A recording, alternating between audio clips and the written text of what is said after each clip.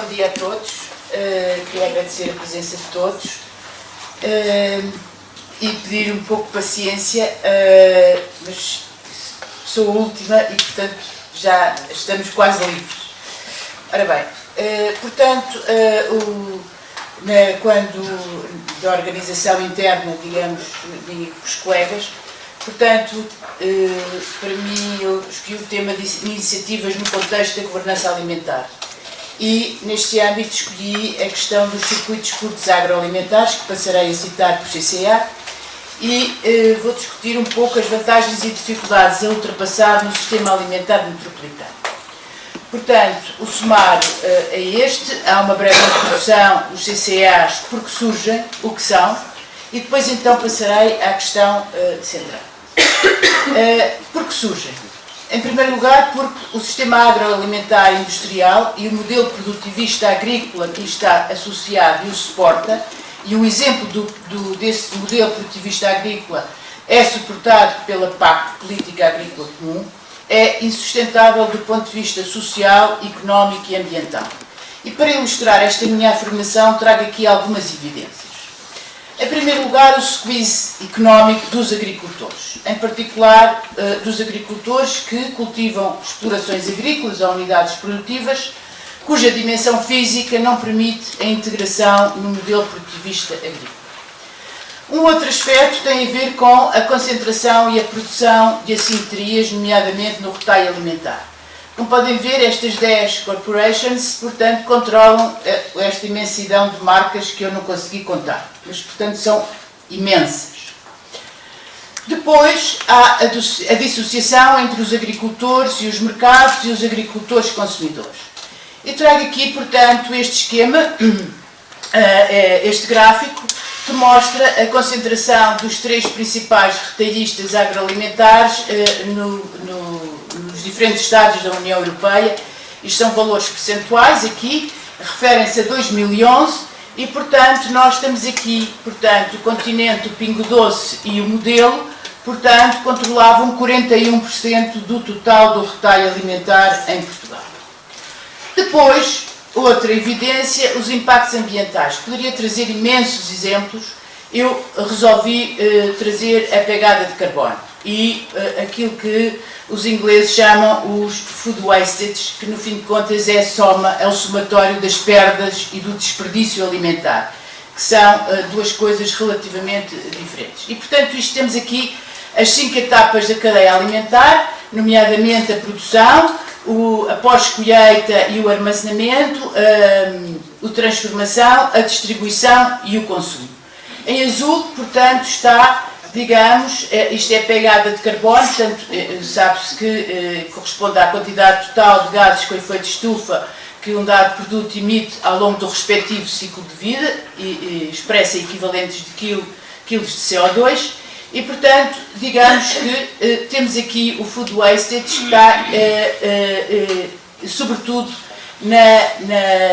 portanto, na etapa da produção agrícola. E aqui queria chamar a atenção que este gráfico refere-se à cadeia global e, portanto, digamos, estas perdas, isto aqui são sobretudo perdas, dá-se, sobretudo, esta questão é relevante para os países em vias de desenvolvimento, na produção e também na pós-colheita e no armazenamento por dificuldades, deficiências de infraestruturas.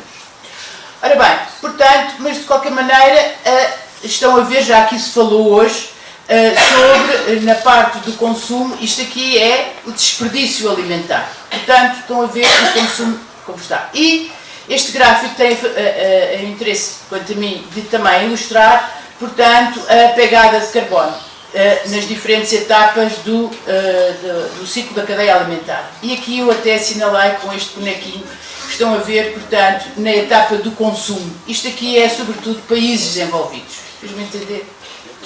Depois há uma outra evidência que tem a ver com a segurança alimentar, com a qualidade alimentar e com os riscos alimentares.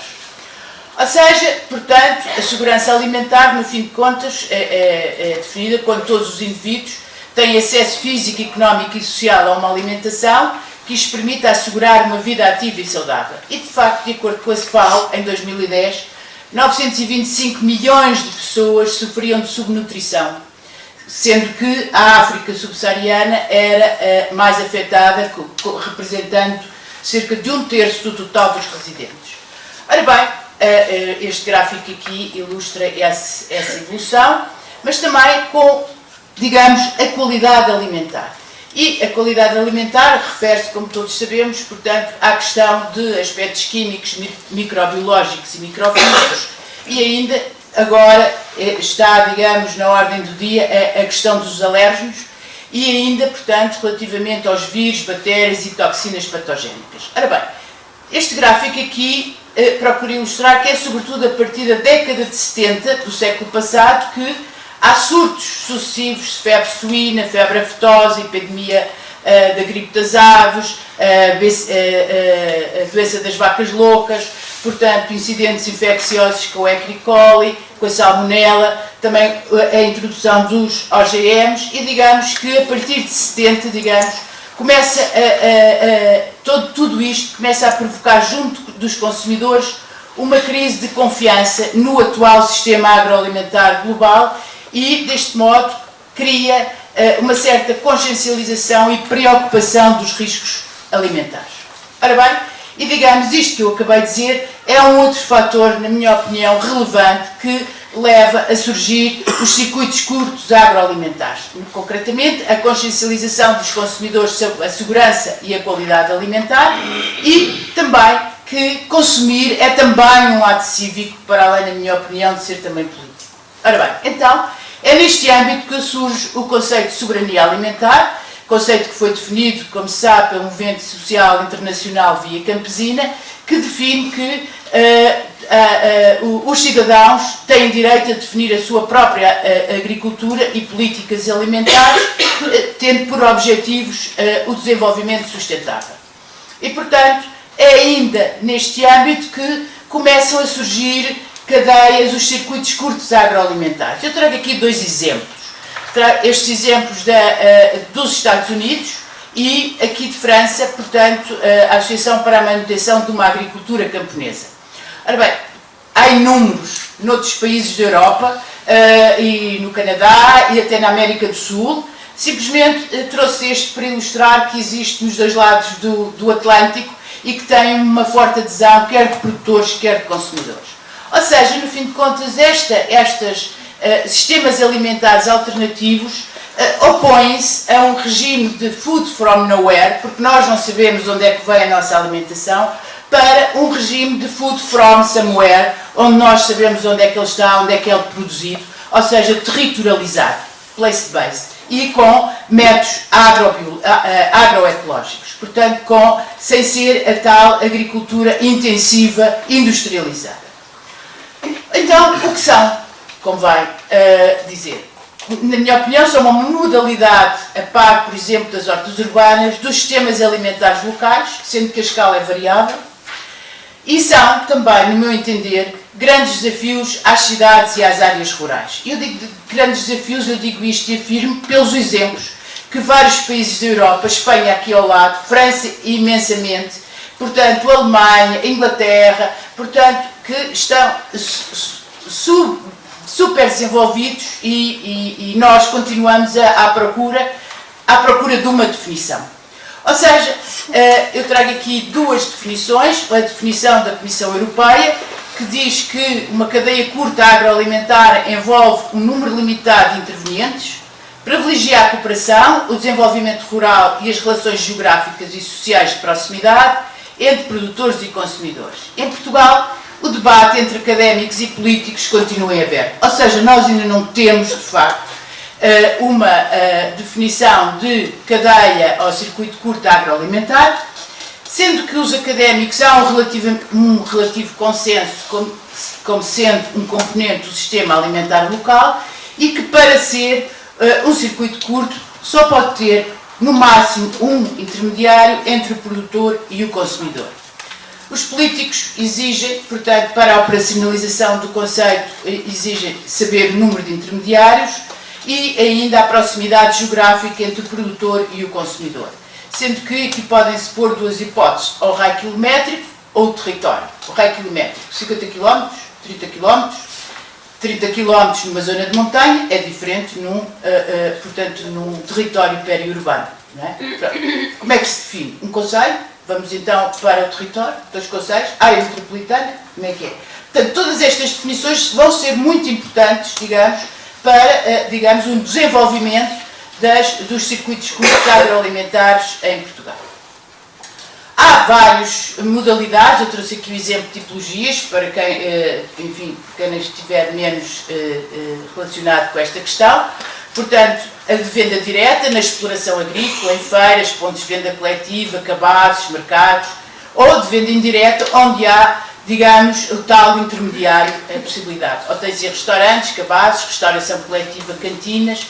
Se calhar alguns de vós estão a dizer, esta é a tal utopia que a minha colega Isabel há bocado falava. Não. Restaurantes e hotéis e cantinas públicas, isto existe em França.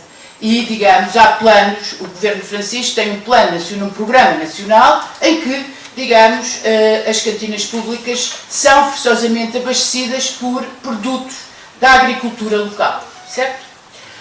Ora bem, então vantagens. Eu elenquei aqui algumas vantagens, não fui exaustiva, porque senão, portanto, ocuparia muito mais tempo daquele que me foi destinado, e resolvi organizar as vantagens em 3 grandes eixos: económicos, ambientais e socioculturais.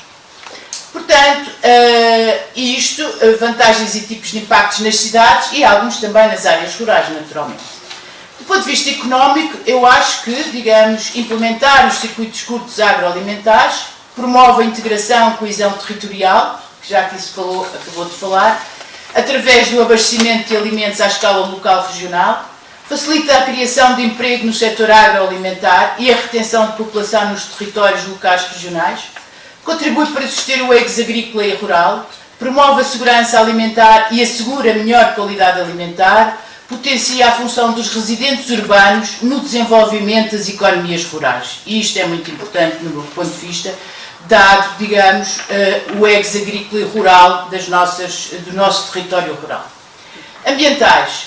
Preserva os recursos naturais, melhora a qualidade ambiental, portanto, mantém e recupera a biodiversidade, promove o modo de produção biológico, encoraja a multifuncionalidade e a diversidade das atividades económicas nos territórios rurais, perirurais e rurais e ainda outras questões. Sociocultural. Promove a qualidade de vida dos cidadãos urbanos, valoriza a imagem das cidades, encoraja o sentimento de pertença e de integração dos indivíduos na comunidade, recupera e revaloriza socialmente as relações entre o urbano e o rural e contribui para a manutenção das paisagens rurais e valoriza a agricultura familiar e as funções que esta assegura. E se me permitem, eu trago aqui esta questão e que vou sublinhar, porque de facto quem nos alimenta são agricultores familiares e quem, digamos, poderá assegurar estes circuitos curtos agroalimentares é também a agricultura familiar, porque é uma agricultura que faz uma produção diversificada e não industrializada, monocultura, como aqui já foi, em algumas intervenções, já foi referido. E aqui vou dar o que é agricultura familiar. Há uma noção que eu também encontro às vezes nos meus alunos, e que a agricultura familiar é atrasada, é pequenina, é pobrezinha, é para autoconsumo, nada disso. Portanto, a agricultura familiar é, como a literatura científica define, aquela em que toda ou maior parte do trabalho é feita pelos membros do agregado doméstico do chefe de exploração. E, em termos de INE, Instituto Nacional de Estatística, ela é designada por produtor singular autónomo. Eu trago aqui estes quadros, este que segue rapidamente, para não ocupar muito tempo, e digamos, pretende dar uma evolução entre 89, e porque é que eu escolhi 89? Porque foi pós-integração CEE, já estávamos na política agrícola comum. Porquê 2009? Porque é o último ano do recenseamento agrícola, e que o recenseamento agrícola é feito de 10 em 10 anos, e 10 em 10 anos são inquiridas todas as explorações agrícolas de todo o país. E, portanto, digamos, isto aqui corresponde, como eu disse, ao produtor singular autónomo, E aqui, ao produtor singular empresário, corresponde à agricultura patronal, aquela em que toda a maior parte do trabalho é feito por pessoal assalariado. Ora bem, então, o que é que se verifica? Verifica-se, isto é, para o continente. Estes valores são do continente. Verifica-se que entre 89 e 2009 a SAO, enfim, perdeu-se de SAO 300 mil hectares, mas o número de explorações passou de 550 mil para 278 mil. Foi um decréscimo muito significativo. Significa que as explorações aumentaram de dimensão. O que é que aconteceu aqui na agricultura familiar? Portanto, em 89 elas ocupavam 58% da SAO, aqui ocupavam 2009, 55% da SAO. Portanto, não houve uma retração, digamos, tão significativa como acontece aqui na agricultura patronal. Depois, o que é que acontece em termos de número de explorações? Era 96% e continuou a registrar 96%. Ora bem, aqui houve uma quebra mais significativa. Quem é que trabalha na agricultura? Portanto, novamente, entre 1989 e 2009. Portanto, em percentagem por tipo de UTA. UTA é a unidade de trabalho ano, corresponde a um elemento que trabalha a tempo inteiro na exploração agrícola. Portanto, a mão de obra familiar, portanto, 85% em 89, 80% em 2009. Portanto, a agricultura familiar é a que ocupa força de trabalho agrícola. E é ela que dá vida ao rural em termos de emprego e ocupação. E agora, trago este quadro que, de certo modo, sintetiza a informação anterior, não totalmente, porque senão e para isso eu teria que recorrer a outros quadros, que por razões de tempo não os posso aqui trazer. Portanto, dá aqui a indicação da importância no território das vertentes social, territorial e económico por tipo de agricultura em 2009. E, portanto, vemos que, do ponto de vista social, é ela que ocupa mão de obra, a maior parte de mão de obra, é natural que seja a agricultura familiar. Territorial é ela que ocupa a maior parte da SAO, também está aqui expressa, e económica, portanto, se formos aqui ver portanto, comparativamente à agricultura patronal e às sociedades, portanto, digamos, ela tem os valores mais elevados. E, no fim de contas, se quisermos, em suma, a agricultura familiar é aqui, em Portugal, é a que evidencia desde a integração de Portugal à CE maior capacidade de ajustamento, flexibilidade, a que assegura mais trabalho, ocupa mais território e a que gera mais riqueza. Ou seja, tem ainda grande importância dos contributos territorial, social e económico. E agora, trago aqui a importância do contributo da agricultura familiar de pequena dimensão económica, a tempo parcial e os idosos. Porque a agricultura familiar não é um todo homogéneo. Portanto, há a agricultura daqueles cujo rendimento da exploração representa a totalidade ou a principal fonte de rendimento, mas também há aqueles que vão buscar fora outras fontes de rendimento, nomeadamente os salários, que é chamada agricultura a tempo parcial e que está aqui, e também os agricultores idosos, que têm como fonte principal de rendimento as pensões e as reformas e que estão aqui. Aqui está o cálculo da produtividade da terra, portanto, a riqueza criada por hectare de sal, e a produtividade do trabalho agrícola, a riqueza criada por unidade de trabalho ano.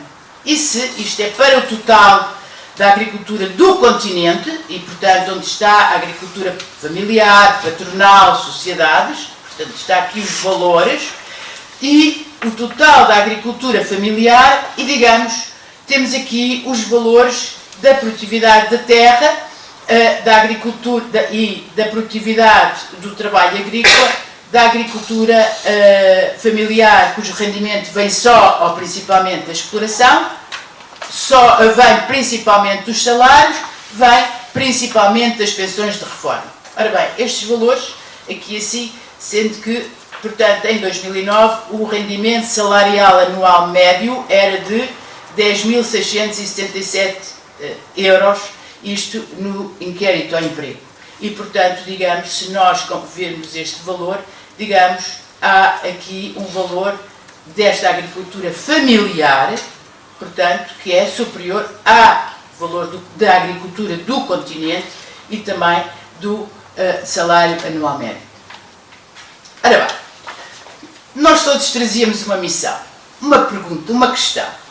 Como desenvolver os sistemas alimentares metropolitanos com base em instrumentos adequados de ordenamento do território? Esta era a nossa questão que nos orientou.